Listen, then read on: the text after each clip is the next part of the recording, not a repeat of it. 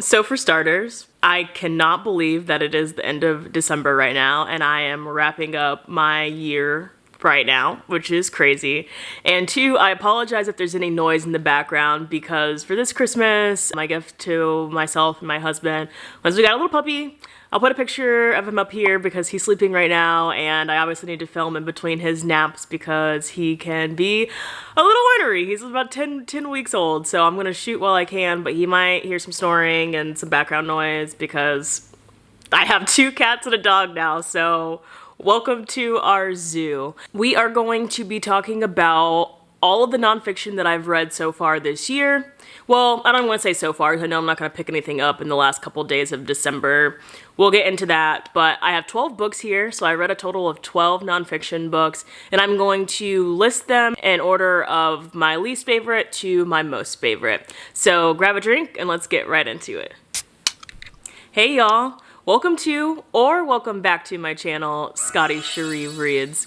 As stated already, we're going to jump right into the ranking of the 12 nonfiction reads that I've read in the year of 2024. So to start, I just want to say that I've hit my goal. So my goal this year was to read or average out to read 1 nonfiction book per month. And since I finished 12 books, that's awesome. There are a couple more days left in December. Today is the 28th, but I can get this video out because right now I am actively going through my Wayward Children's vlog because I have the arc for the newest book that comes out on January 7th. So I needed to make sure I got through that vlog, so I'm just focusing on that for the rest of the year, so there won't be any other nonfiction reads, so I can put this one out right now, which I'm excited about. Yeah, I think that's pretty much it. Let's just get right into the list, starting at number 12. Coming in at number 12, I have the graphic memoir, Genderqueer by Maya Kobab. I should have looked it up beforehand, not sure exactly the last name, but by Maya. And it reads, in Genderqueer, Maya has crafted an intensely cathartic autobiography about her path to identifying as non-binary and asexual, and coming out to her family and society. By addressing questions about gender identity, what it means and how to think about it, the story also doubles as a much-needed, useful, and touching guide. This is, like it says, their memoir of coming to terms with their sexual and gender identity, which is a story that needs to be told. So even though I only gave this 3 stars, and that is at the bottom of my list, it doesn't mean that I didn't like it. I'm very glad that I read this story. Their story needs to be told, and I think that it'll be a lot more impactful for other people who are experiencing these type of things themselves, especially like a teenager or coming of age individual that would see themselves and understand this same story. So I think it's very important. I definitely picked it up because it is one of the most banned books in America. And of course, if it's on the list, then I'm going to be very intrigued to pick it up. And I'm glad that I did. I did actually learn some stuff in this book, which I'm always on the quest to learn more about sexual identity and gender orientation. Or gender identity and sexual orientation. It's all a spectrum. It's all mixed up, and there's just so much to learn. But the interesting thing in here is that I learned about a different pronoun. So obviously I know she, her, him, he, him, she, her, and they, their. But this one is air. And I'll put it on the screen here. And yeah, they explained that pronoun a bit. I'm still kind of getting used to how to say it, but I'm practicing and I'm learning, and I think that if you're interested, you should pick this up as well. So yeah, I only gave it 3 stars because of the pacing. So it goes and jumps back and forth between their childhood and their adulthood, but it was not done well. The pacing was very abrupt. The time jumps were abrupt, and I took a whole star off because the ending of this book was, it literally just ended and you're like, wait, what? I still have questions, what happened? I don't understand. So unfortunately, yeah, it's only 3 stars, but that doesn't mean I didn't enjoy it. Just average to me, and if you're interested, definitely pick it up. Coming in at number 11, I'll put on the screen here because I actually gave the copy that I physically read back to my father-in-law, and that is Money Love How to Get the Money You Deserve for Whatever You Want by Jerry Gillies. So this book came out in 1979, and it's kind of a funny story because it's not anything that I've ever would have picked up beforehand, but my father-in-law, this was like a really impactful read for him, and he has this edition from a long time ago when he first read it, and people in the family read that book and they sign it, and we all have conversation about it. So it was my turn to read it, and I thoroughly enjoyed it. I mean, some things are a little bit outdated, but I think at the time that I read it this year, it was really impactful because I quit my job at the beginning of the year in order to pursue BookTube and to kind of be my own entrepreneur. It really focused on that in terms of like, you know, taking the jump now with things that you really want to do and knowing that if your heart and soul, if you have a passion about something and your heart and soul is there and you have the drive for it, then the money is going to come eventually because that's what makes you happy. And you should, you know, go for things like that. Or try to focus on careers that are going to be fun for you and they promise that the money will come eventually. So yeah, a little self-helpy, I think, but it was a fun experience, and it was really cool to be able to feel connected to my in-laws in that regard, because this book has been around for quite some time. Like, grandfather gave it to, you know, my father-in-law and has passed it down since then. So really cool. Yeah, if you're interested in that, I mean, you could pick it up, but I think this is more of a personal read for me in terms of the connection with the family and where I was in my life this year. But I did put it at number 11. I didn't ultimately rate it, but the way this rank is gonna go is kind of like with my enjoyment for myself overall. So yeah, it ultimately came in at number 11. It wasn't at the bottom of the list. Okay, so getting into the top 10. At number 10, I have Dead Mountain, The Untold True Story of the Dyatlov Pass Incident by Donnie Achar. I'm really butchering these last names, but as you can tell in the title, it's about the Dyatlov Pass incident, which happened in February of 1959. A group of 9 experienced hikers in the Russian Ural Mountains died mysteriously on an elevation known as Dead Mountain. There were a bunch of weird things that happened, like unexplained injuries, like the campers like cut themselves out of the tent. They didn't have shoes on and like no clothes, and there were weird injuries and stuff. So, I mean, it's still an unsolved mystery, and I think that this author did a pretty good job of guessing as to what happened, but it did seem a little far-fetched. So I really enjoyed my experience reading this book. Like, it was really captivating, and I felt insanely engrossed with this book. Like, I literally couldn't put it down. But I think where he got and what he leaned heavily into what his theory was, I think it was a little far-fetched, and I think that I have other better suggestions or hypotheses of what I think happened. So, I mean, I love to talk about this. I've read, like, after reading this, I watched a bunch of documentaries on TV and stuff, and my husband and I have been talking about it all year. So, if you have a theory with spoilers covered, just put it down in the comments, because I would love to talk to people about it. But, yeah, if you're interested in this, it's a pretty quick read. It's just a little over 200 pages. It was great. Yeah, that's all I can say. So, really enjoyed this. This comes in at number 10 this year. And at number 9, I have Turning Into Me by Lauren Fellini. It says, My Intuitive Journey Through Superior Canal Dehiscence Syndrome. So this is what it looks like, but I'm going to put it down because it's messing up with my light. But this is a pretty personal read for me. This year and part of last year, there was someone really close to me who was dealing with this disorder. And like, long story short, it's pretty much you have a little tiny hole in your ear canal, and that little tiny hole leads to significant balance issues, hearing issues, dizziness, brain fog, and it can be pretty life-changing if you don't have the surgery. I mean, there's different levels and stuff, but it's a very rare disorder. So they actually found this book, and they said that it was a good representation of what their experience was like. And Lauren talks about not only discovering that she has this disorder, but also what it feels like. She got the surgery to patch the hole and what that was like, what recovery was like. So it was really interesting to read, and I'm glad that I had it during that time. It was really insightful, very meaningful. Glad I had this book to have an even deeper understanding of what that person was going through during that time. And yeah, so if anyone else knows someone that's dealing with SCDS, or I'll leave the other terminology down here, then I definitely suggest reading this little autobiography for that disorder. On to the next one. Coming at number 8, I actually listened to the audiobook, so I don't have a physical copy, and that is Coming Home by Brittany Griner. So this is Brittany's memoir of their experience of getting caught in the airport with a tiny, tiny, tiny amount of marijuana when they were in Russia, and their time being held captive there. It was interesting. I think it was a little rushed at certain parts and a little drawn out at other parts, so the pacing was kind of all over the place, but it was engaging, and Brittany Griner reads it herself, so I would definitely recommend the audiobook. It's fairly quick. I listened to it in just a couple of days, but it was really engaging while I was reading it. However, it hasn't really stuck with me significantly afterwards. So yeah, I would say it was about a 4-star read, but during the time I really enjoyed it. It was engaging, but not something I'm going to be thinking about for a long period of time. So yeah, that is Coming Home, and that comes at number 8. For number 7, I have Freedom is a Constant Struggle, Ferguson, Palestine, and the Foundations of a Movement by Angela Davis. So this little novel is a collection of essays, interviews, and speeches that Angela Davis has given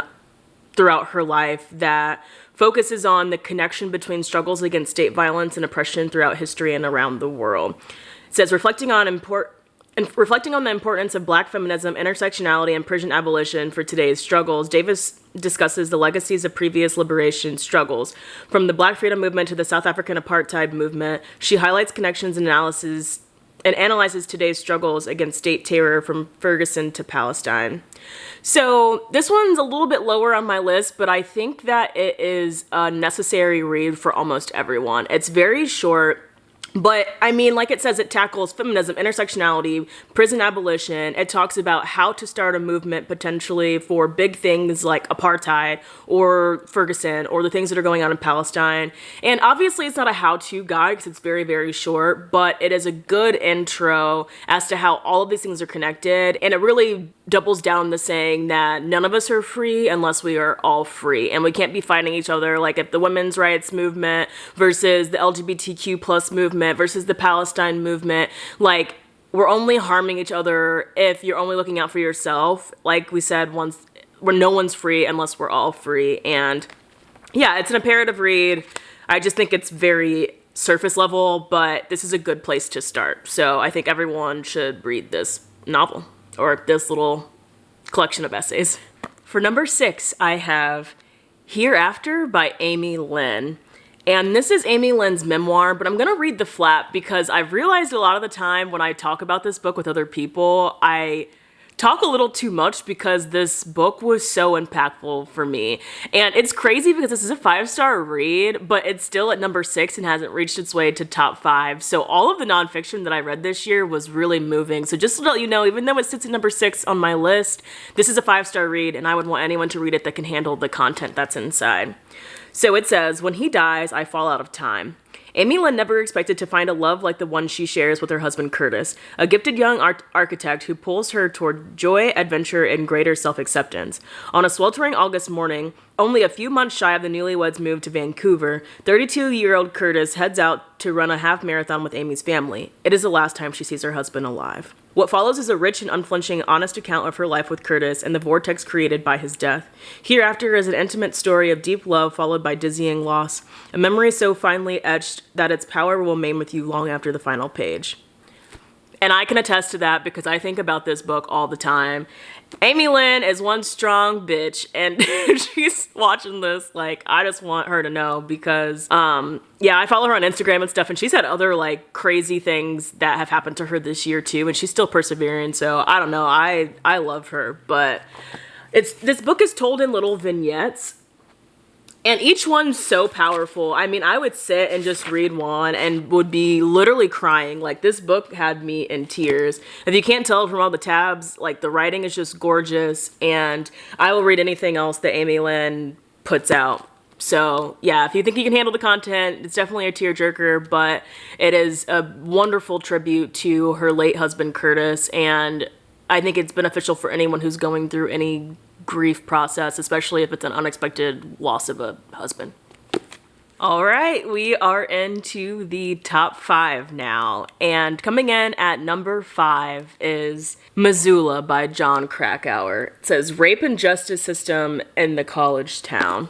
On the back it says, Missoula, Montana is a typical college town with a highly regarded state university, a lively social scene, and an excellent football team, the Grizzlies, with a rabid fan base. The Department of Justice investigated 350 sexual assaults reported to the Missoula police between January 2008 and May 2012. I'm going to skip around a little bit. It says, Department of Justice report released in December 2014 estimates 110,000 women between the ages of 18 and 24 are raped each year.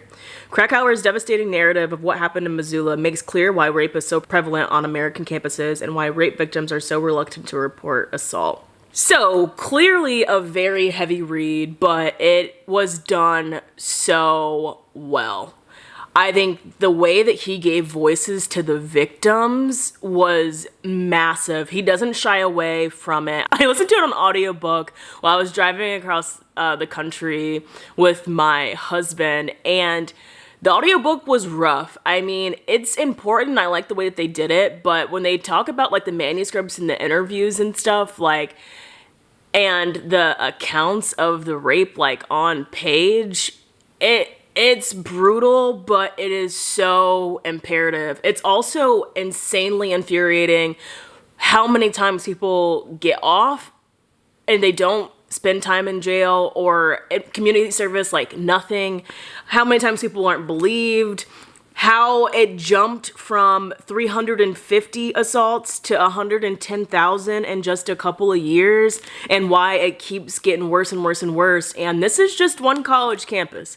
I graduated from Indiana University, and definitely the rape culture there was insane. And yeah, it's very moving. I think if you can handle it, maybe take the story slow, but John Krakauer can do no wrong in my eyes. His investigative journalism is unmatched, and he makes these stories just page turners. So number 5 is John Krakauer, and next up is another Krakauer book. So one sec.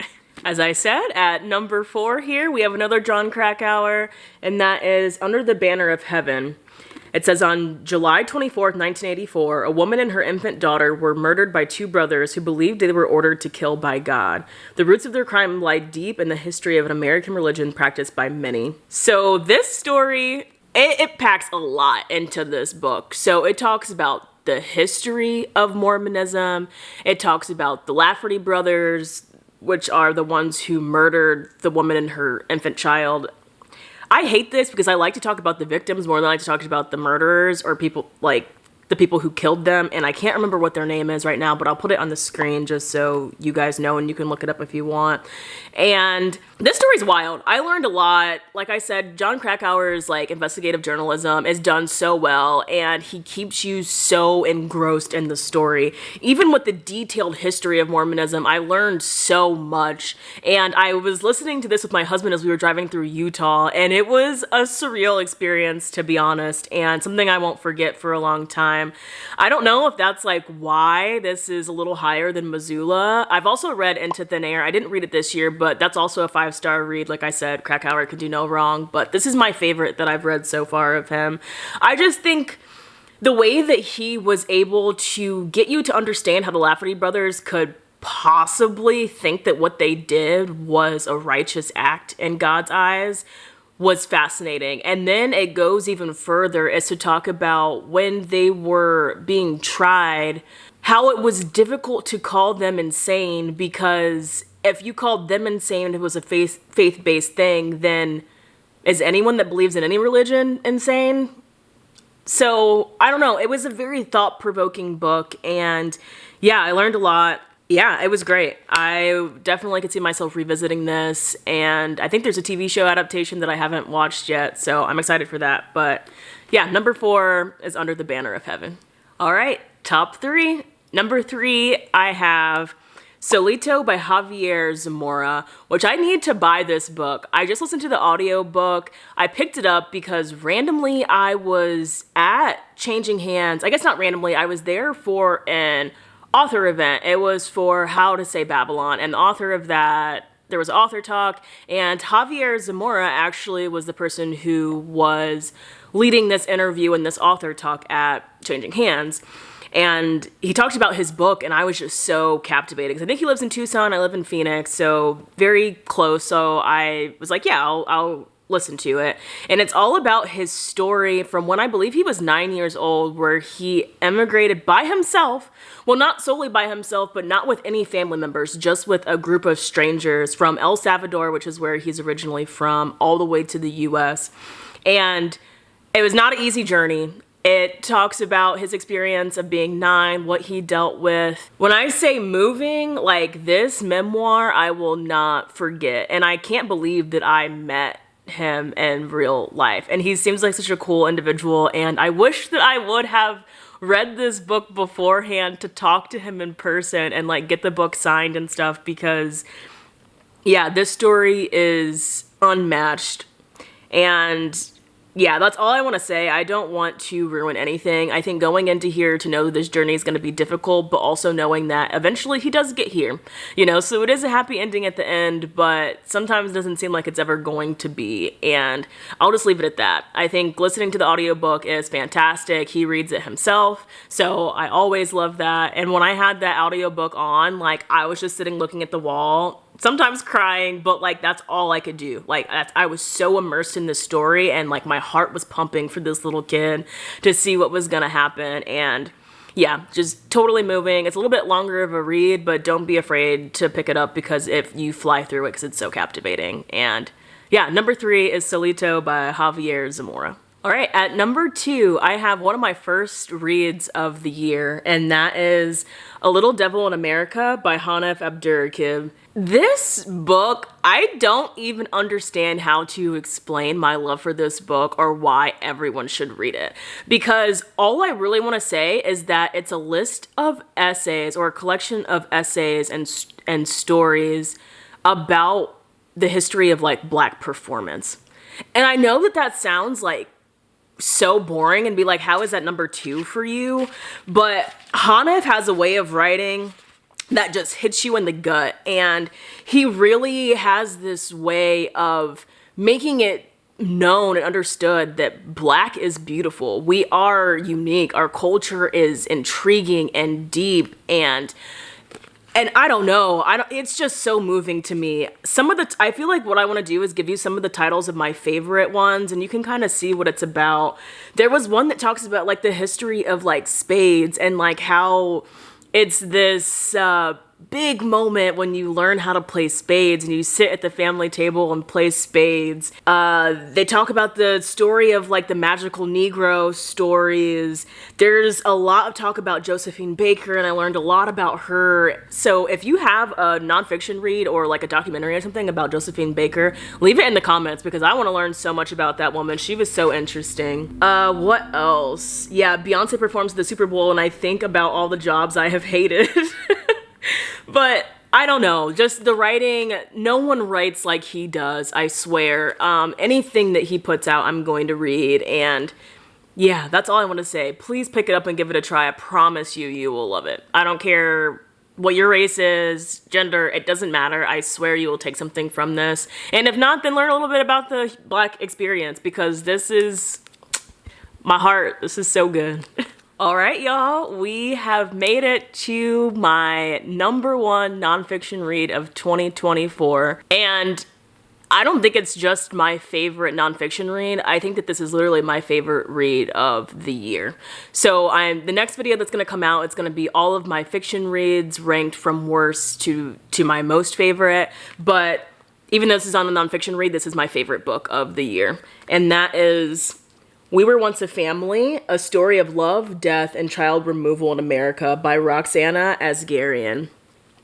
Let me preface that not only is this my favorite book of the year, it's probably one of my favorite books of all time, and this is probably the hardest book emotionally that I have ever read. So this is a journalistic approach to telling the story of the Hart family murders. So if you're not aware, in 2018, there was a lesbian couple, female couple, which were the Harts, Jennifer and Sarah Hart. And they had two groups of three siblings, and they were both black. One was biracial, one was all black, three siblings each. They adopted them from various places in the country.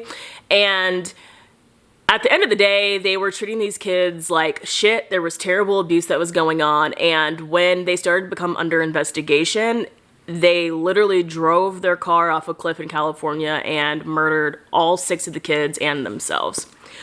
And yeah, so that is a very difficult story to get through, but the way that Roxana focused on the children and the family of the children and how these children were completely fucked by the foster care system.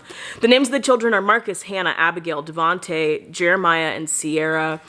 And it talks about the history of them and their families, and it gives their biological parents space to talk, because when this even happened, I'm sure that you guys remember it on the media, because one of the kids was there was a viral picture, I'll put it up here, of Devontae, where he's hugging a white police officer in the middle of the Ferguson riots, and everyone was like, oh, a little black kid hugging a white cop, but in reality, that's not what it was at all. It was like that kid was in distress and the cop realized it, and they ultimately hugged at the end, and then he was pulled away by his adoptive parents in that moment. So it's such a sad story, but Roxana did such a good job of understanding and explaining the foster care system and where children have fallen through time and time again, and how black families are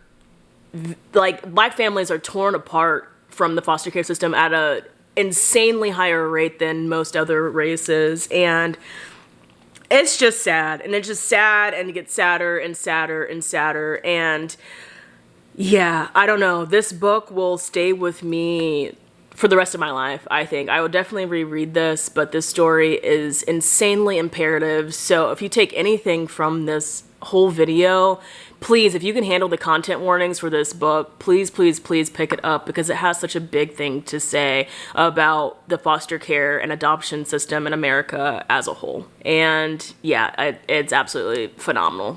So yeah, I'll read anything else that Roxana puts out. And that's it, y'all. As my puppy is waking up, so I'm sorry for this moving around, but there we are. Let me know what your favorite nonfiction reads were for this year. I'm making my list of what I want to read and listen to in 2025, so leave nonfiction recommendations below. Let me know if you plan to, or if you have read any of these nonfiction reads, and tell me your thoughts. Other than that, check out my next video, which should be out shortly. That's going to be the same thing, except for my fiction reads from 2024 ranked from worst to best. So if you liked what you saw here, make sure you like, comment, subscribe. It really helps me out, and I'll catch you in the next one. Bye.